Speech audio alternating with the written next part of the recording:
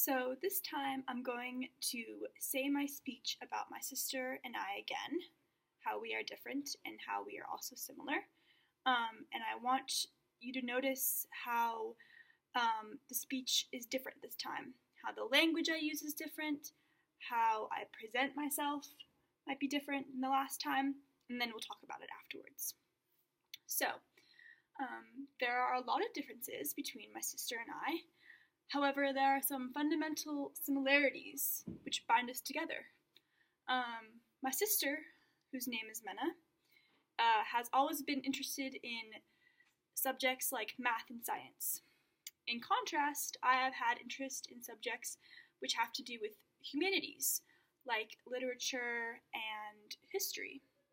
Another difference between Mena and I is that I can be very messy, while she keeps her belongings neat and organized. Furthermore, my sister is an extrovert, instantly making friends on the family trips we go on. On the other hand, I am more introverted.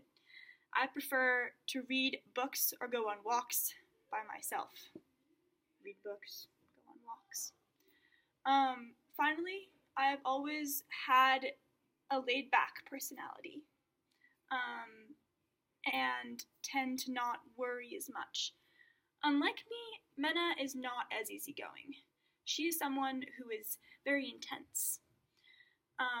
So in conclusion, although we differ in many ways, Mena and I have a lot of similarities as well.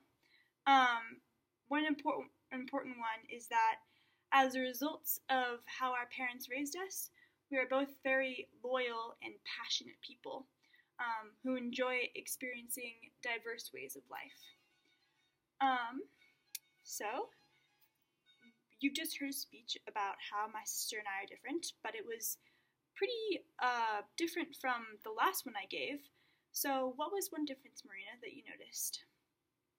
Yeah, I was more open.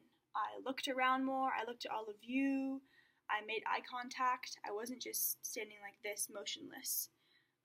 So when you're giving a speech, it's a really good idea really good technique to always make eye contact, like we were talking about before. And then what were some other things you noticed? Jacob, what was an example of academic speech I used?